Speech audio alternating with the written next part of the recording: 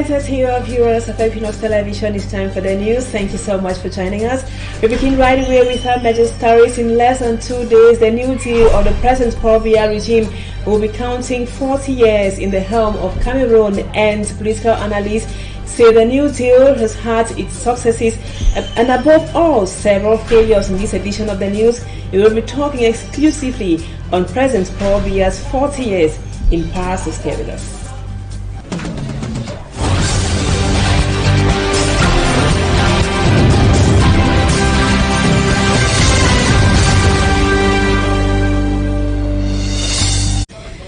Welcome back, viewers. On Sunday, that would be on November 6th, the President Paul Biya regime or government will be counting 40 years at the helm of Cameroon, and a political analyst, a historian who lived the Biya-Ahijo transition that was in the year 1982 says Biya was handpicked in 1982 because the late President Ahijo thought he was someone very docile and meek. Francois Mane Pemba paints now a picture of the transition. Let's now have the details in this report.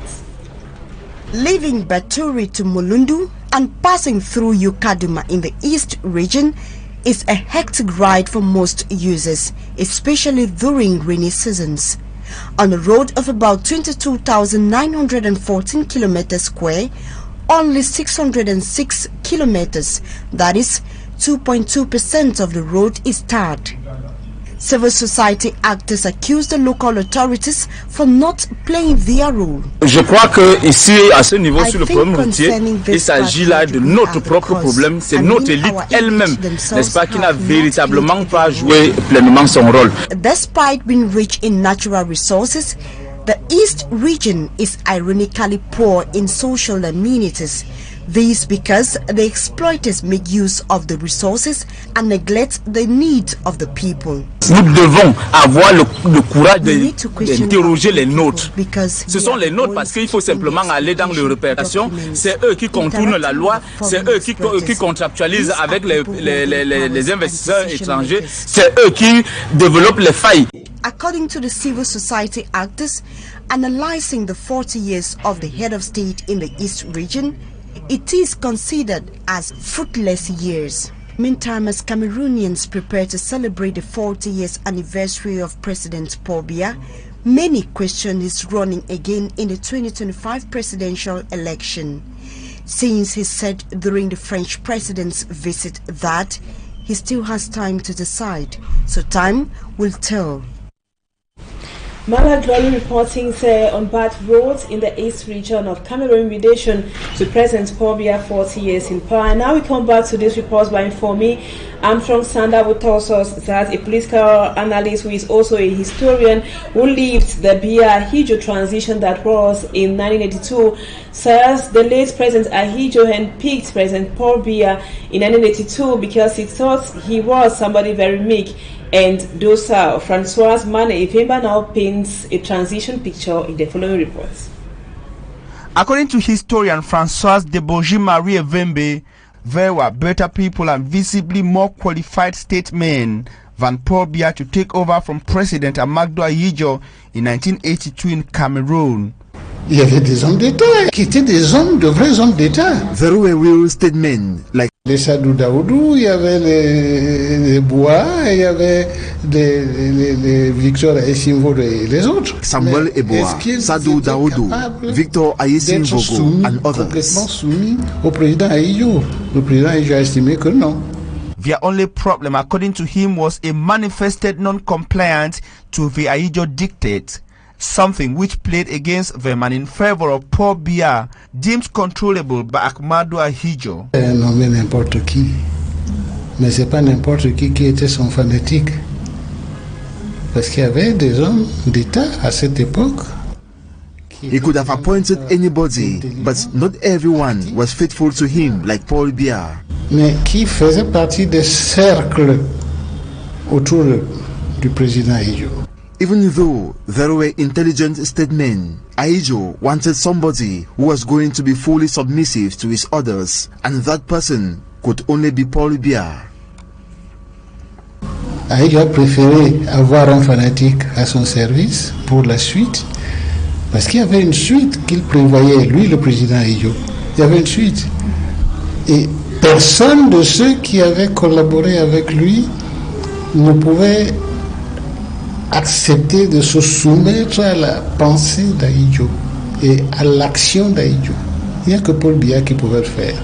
C'est pour ça qu'il lui a donné le pouvoir. He reveals and insists that Ahidjo had no intentions to completely leave power, but rather wanted to place somebody through whom he could maintain a power grip. C'est Paul Biya qui pouvait être soumis à son dictat parce qu'il voulait continuer à gouverner le pays à sa manière. Only Paul Biya could fully submit to him because Ahidjo wanted to continue to run the country in his way. L'humilité, c'est, disons, le fanatisme du président Paul Biya vis-à-vis de son chef. Vraiment parce qu'il était fanatique d'Ahidjo. With an unprecedented turn of events between the two, President Paul Biya and Mr. Amadou Ahidjo in 1984, Françoise Marie Evembe says Ahidjo was shocked seeing his ambitions shattered. He who had planned to remain at the helm of events in Cameroon while away from the Unity Palace saw a rather non-compliant president from a hitherto malleable Paul Biya.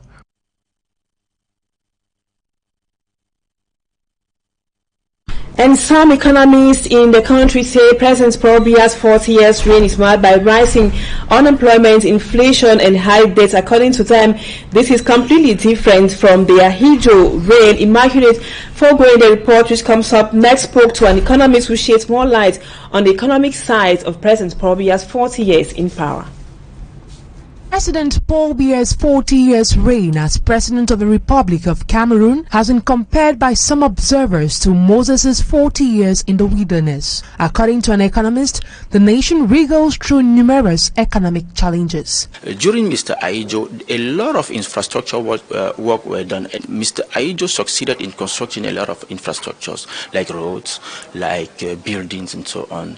And also there were a lot of companies. I think there were about 126 national companies in mostly all the sectors. I mean, all the sectors there were companies, but most of these companies got shut down during Mr. Paul Biya, and today we are talking of like less than 50 companies.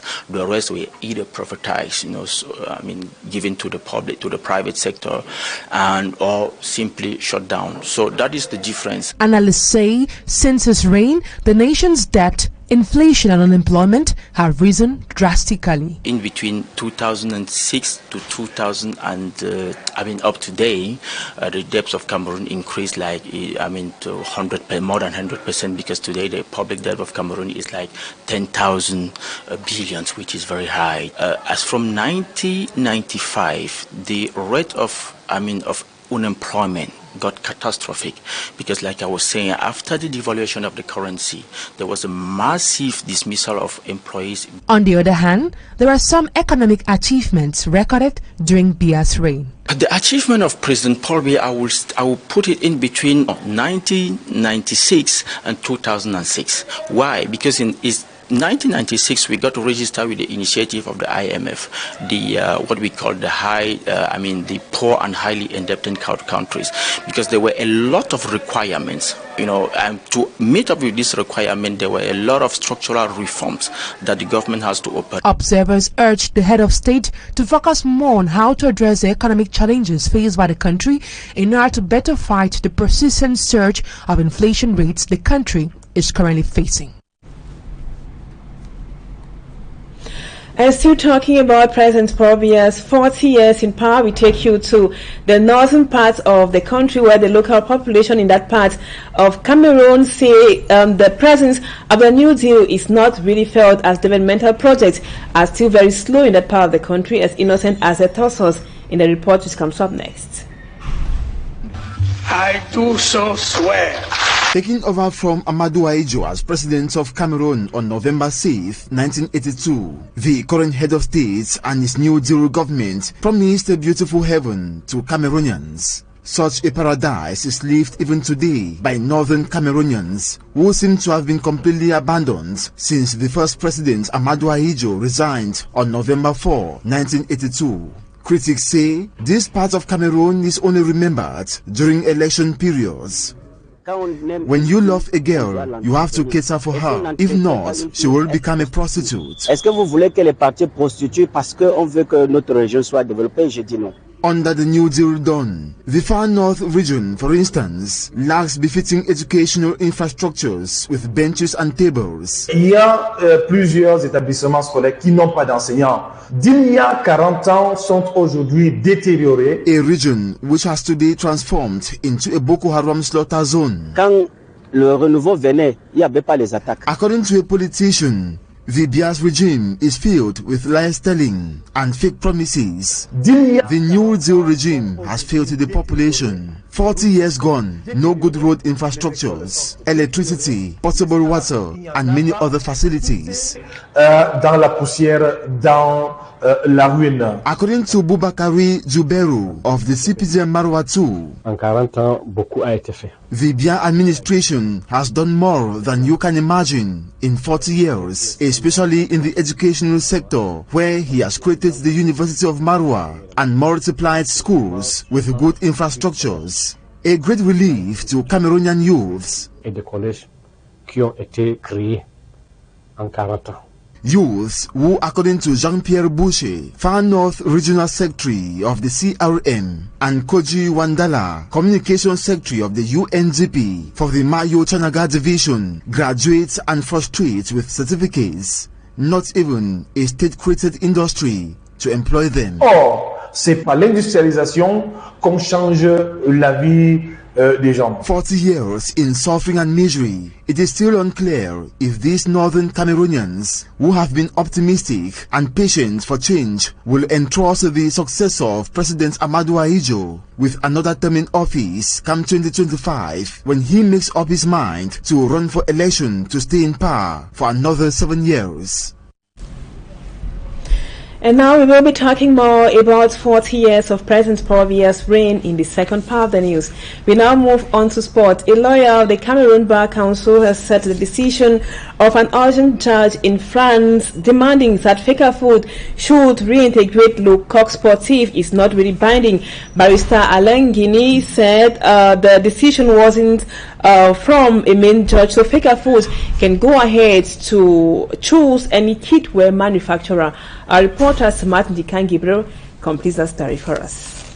It has been the main talk on almost all media platforms in Cameroon for the past few days. The decision that was taken by a court in France, which asked the Cameroon Football Federation, Fecafoot, to pay the sum of 3,000 euros and reintegrate their former kit manufacturer, Coq Sportif, days before the World Cup in Qatar. Talking to a barrister Lengini, he believes that so far as the decision wasn't taken by the main judge, it is not binding. Ce juge-là, cette décision, that decision by the judge wouldn't have disturbed me if he took time to say the order was a temporal one until the final judgment from the main court.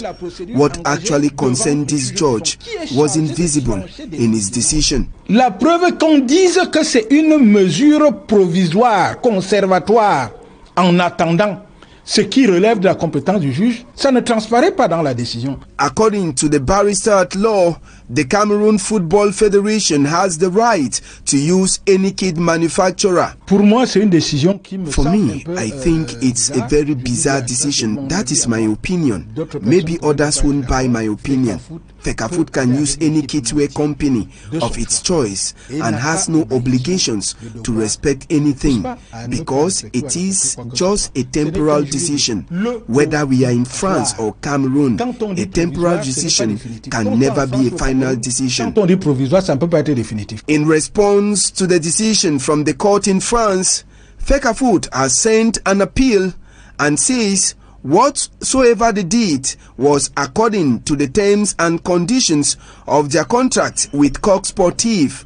This confusion is coming at a time when the Cameroon Football Federation plans to officially open the new jersey made by One All Sports this Saturday, with the players and coaches already using the product of the new kitwear company.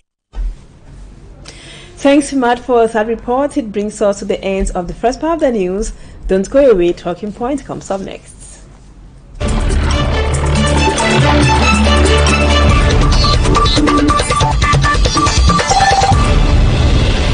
Welcome back, viewers. We told you that in the news, we told you that in 2 days, that would be on Sunday, President Paul Biya's team, the government of Cameroon, would be observing 40 years in power. Ensure the New Deal has had its failures and also its successes. We will be receiving a civil society activist, Mr. Diwum Emmanuel, who is also a political analyst.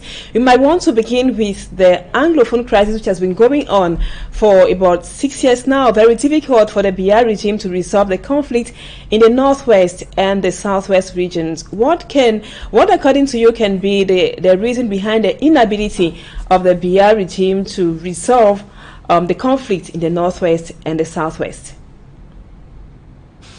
I know we are talking about Mr. Biya, but the person of Mr. Ndium Emmanuel in your studio today has been mandated by the association that he runs, Civil Society in Africa, New Era Youth for Africa.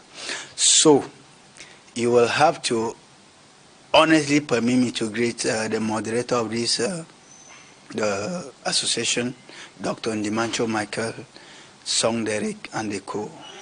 If I come back to your question. It will also be a very good and bright opportunity presented to me this evening by Equinoxe to greet the head of state, Mr. Paul Biya, and to say bravo. It's a man we need to clap for him at all times. Do you know why we need to clap for him? Before I come back to your question. He has been given names: Father of Democracy, wisest man of Africa. And of course, when I was growing up and I got words like Father of Democracy, I was very happy. You know, when you look at him, first of all, he's very handsome. That's what nature makes him. The only bad thing is that the handsomeness appears to just be physical. The inner part of it does not portray the handsomeness of who he is. The wisest man of Africa. We were proud when we were reading history. We read people like Kwame Nkrumah, Farad Abbas, and all the likes, Nelson Mandela. We thought that Mr. Biya was going to go down into history as actually the wisest man of Africa. But what are the things that a wise man does that actually qualifies him as a wise man? Mr. Biya missed the penalty. This crucial penalty now links me to the question you just asked. I am afraid that Mr. Biya came into power through the front door, and because of Anglophone war of independence in southern Cameroon, he shall be going out through the back door. That will take off that phrase, the wisest man in Africa. You know what wise people do? Or wise leaders do? What wise leaders do is, wise leaders will choose to lose power protecting their people than to lose their people protecting power. Mr. Biya has spent a lot of time protecting his power instead of protecting the lives that he was supposed to do. That explains the lives lost in Northwest and Southwest. The former southern Cameroons of Cameroon. It's history. History might be very stubborn. History might be very provocative. History might be very inconvenient, yet it remains history. We are talking facts. I think the euphoria that characterized the rise or the coming into power of Mr. Biya in 1982 has gone down to zero. Freezing point. Why? He might have been a wise man in consolidating his political power, but he has decided or chosen to be a ruler and not a leader. Do you know what a leader does? A leader is like a shepherd. When one of the sheep is missing, you go after that sheep. Okay? You leave the 99 and you go after that ship. But what has Mr. Biya been doing for 40 years? He has chosen that each ship that gets lost forever, while he is comforted with his palace. I call it a palace because it's actually being exercised as a palace. But as a leader, when one of your element is missing, you go after this element. That's what qualifies you as a leader. Biblically, Jesus Christ was considered as a leader because if one of his sheep was missing, he abandoned 99. Go after the one sheep to make sure that they come back together. The only thing they do not have is the will to do it. If Mr. Biya, that I know so well, and I've always accepted that whether by legitimacy or by what other means, or by legality, that he is my president, decides tonight to stop the war in Anglophone region, he will stop it. Cameroon has the finest brains in and out of the country. I mean, these people who are giving trouble in Northwest and Southwest were once patriots in this country. Most of them served this country honorably until when one or two things happened that they had to leave the country. I think that was a test, a litmus test for Mr. Biya's political power, political intelligence to put his country back on the rails. But because of him, most people have this tendency of blaming Mr. Biya or blaming those who are around Mr. Biya. No. The first problem of Cameroon is Mr. Biya. We should be honest. We love somebody, tell the person the truth. Even the Bible says it so. If your brother does something wrong to you and you want to correct the brother in all honesty, go to the brother privately. If the brother refuses to listen, go again with a witness. If he refuses to listen, go the third time on a market day. It is written in the Holy Book. I am not a preacher. When people are blaming ministers in Cameroon, I think the ministers in Cameroon are too holier. The first problem that Cameroon is having is Mr. Biya. No, let's say it. We are saying it because we accept the fact that he is our president. It is not written anywhere in the world that you were born as a most successful president. You could become a president by chance or by luck, and by virtue of some circumstances, you happen not to be a successful president. Let's also agree, we must not force to be successful. Not everybody was born to be successful. Honestly speaking, Mr. Biya has failed. If we were to give him a report card over 100, and I, Ndium Emmanuel, like a citizen of this nation that I am, a bona fide citizen of this nation, I think if I gave him 35 over 100, then it is exaggeration. I don't want to go into a lot of aspects. Mr. Biya has failed. And if he's very honest with his God, who is the Almighty, he himself will know whether we should be repeating it every day. We have been speaking on different medias. Foreign media has spoken. The citizens have cried. I have always been for the fact that Mr. Biya should go down to the field. There is no part of Cameroon that Mr. Biya is prohibited from visiting. Why is it that he is not mobile? Some people call him an absentee president because they don't see him. They see him only at the end of the year. And that alone has given an opportunity and an argument to those who are fighting to separate the country to have a point that we are fighting because we are not seeing our president. Even though I might not share this idea in total, but I have this belief that President Biya has been so much absent. So his inability to solve the Anglophone crisis depends on him not on the ministers that he has been sending. Because if you send a child and the child fails to deliver, like somewhere it is said, if Muhammad refuses to go to the mountain, let the mountain go to. And now, I want to find out too from you, Mr. Ndiwum, still talking about the Anglophone crisis. Has it been because of a lack of political will? It has been going on now for 6 years. Has it been a lack of political will, or the government doesn't have the means to resolve or stop the conflict in the northwest and the southwest regions? You are a refined journalist that I think I owe a lot of respect to, but at least for the respect you have for me too, I should be able to correct you. When you said Douala on the road, it was on paper. But on a practical platform, it became Yaoundé Douala Auto Road. Let's not forget, let's not mislead Cameroonians. It is Yaoundé Douala Auto Road, which till date, many people have died who had long to travel on this route. That said,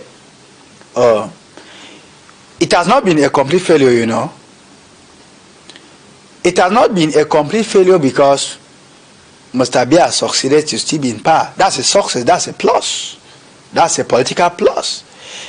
Like he once said, power is not for he who wants it, but to him who can.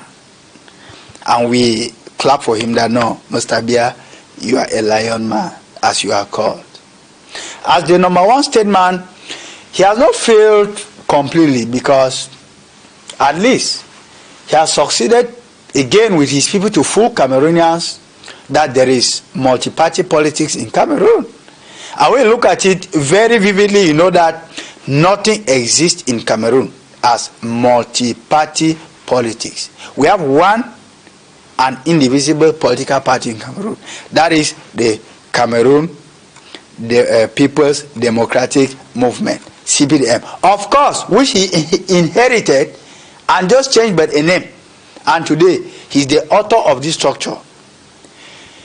When you look at the economic situation of Cameroon, Cameroon has been ranked severally as one of the mostly poor indebted countries in the world.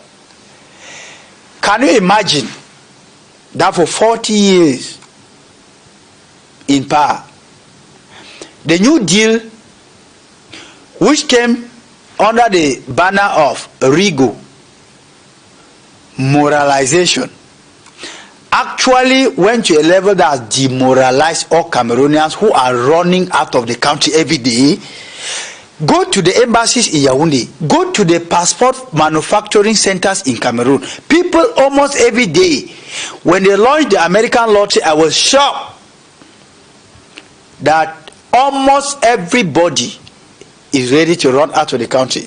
Meaning that if the frontiers were open to be free for flights or free to just flow out of the country, even the birds flying on Cameroonian territory would disappear. It means that something is wrong with their country of origin. Because one of the criteria to know that a country is not working well is when you check at the rate of immigration of that country, how people are leaving the country. Cameroonians are leaving 80% than those who are coming in. Why? Something is wrong with the country. And I want to think that in this light and in all honesty, God has loved Mr. Biya so much. God has answered our prayers, because I have been one of the people who have always prayed that Mr. Biya should live for long to see the fruits of the New Deal that he planted in Cameroon. And God has answered our prayers. God has loved him so much. It is not everybody that has that privilege to go up to 80 to 90 years still in power. Now, as a father of the nation, to make things better for you and to go down to stencil your name into the good books of Cameroon history, I think only one thing is left for Mr. Biya. Take the nation by surprise, as Ahijo did in 1982. Tell them, my sons and daughters, I apologize for not living up to expectation. It was not my making. Maybe nature made it this way. I want to leave you people I want to go down to Womeka to rest. And as I'm going down to rest, I want that my sons and daughters of this triangle should right the wrongs that I failed to do. It will be honorable. Mr. Ntirum, in the 90s, President Paul Biya's regime or government, they were accused of embezzlement that was by the then opposition party, the main opposition party then, that was the Social Democratic Front, and the government or the members of government, some of them asked the SCF, where are the proofs that the government of President Paul Biya is embezzling? And today we notice, it's no news, it's not hidden, that almost an entire government of President Paul Biya is in prison. So what, according to you, can be the reason behind the fight against corruption in Cameroon, which seems to be a cankerworm and difficult to combat? If there was an advice I could give to any minister, if there was a way that birth certificates could be changed in Cameroon for name addition, I would have pleaded with all the seated or sitting government ministers to add embezzlement. If your name is Atanganakuna, you add Atanganakuna embezzlement. If your name was Jose Wawawa, you add you end with embezzlement. You know, this one of the regimes in the world has been tested and proven scientifically that they have all those who have every skill to steal. They steal like rats, yet they lack every skill to develop their own country. Some people take it as a pride that 80% of Biya's ministers are in prison, but I look at it from an angle of shame, an angle of disgrace, that in my dear fatherland, those who know nothing are appointed to do everything. At the end of the day, the only thing they are good at is that their hands are too long, that they cannot even be ashamed to steal. You know, it's we are looking at it jokingly, but it is something that has crumbled Cameroon from all points, from all angles. Just take for example, do you know that the government ministers in Cameroon who embezzle money meant to construct roads and hospitals, that they are more than killers? Yes, I'm the one saying it. I assume it. I repeat, the ministers who embezzle monies meant for road construction in Cameroon and hospitals are worse than terrorists. They have sent many Cameroonians to their early graves than thieves, than terrorists, as they call. Why? What explains the fact that a government is claiming that they are fighting embezzlement, yet you see somebody who is a capital thief that has been proven and sent to prison. The thief leaves prison, comes out, and is given post of the Central Committee of the CPDM. What I can say here is that thank you, Cameroonians, for being mature. Thank you for accepting your fate that from inception, Cameroon was not blessed with good leadership. Thank you for struggling to stand on your own. But for you, the ministers, please, pity us now. This money you are stealing every day comes from poor us, the byriders, the woman in Kololong, the woman in Sandaga, the woman in Ginikom. They pay their taxes. The worst thing is that you take this money, you don't build structures back in your country. You siphon it. That's capital flight. You put it somewhere. I heard a recent of a Cameroonian figure of recent whose assets have been confiscated in South Africa, whereas he has structures in Cameroon. He does not pay his workers. What is wrong? Who cursed this country? I mean, it is time. I repeat it again, Mr. Biya. Do what the Ghanaian president once did. Call your cabinet, even if it means that you are already very tired. Use the energy still left in you, the rest of the energy. Summon a cabinet. Just tell them, my dear ministers, I know all of you people are thieves. You have stolen. Please bring back just 50% of what you have stolen. You leave office. Don't send them to Konongi. I have thought that people should not be sent to Konongi because when they are sent there, they have what they call Kosovo, they have VIP prison cell. We no longer want them to go to Konongi. Devise a new means, recollect this money, bring it back to us. Factor it into the construction of schools, roads, hospitals, and all whatnot in the country.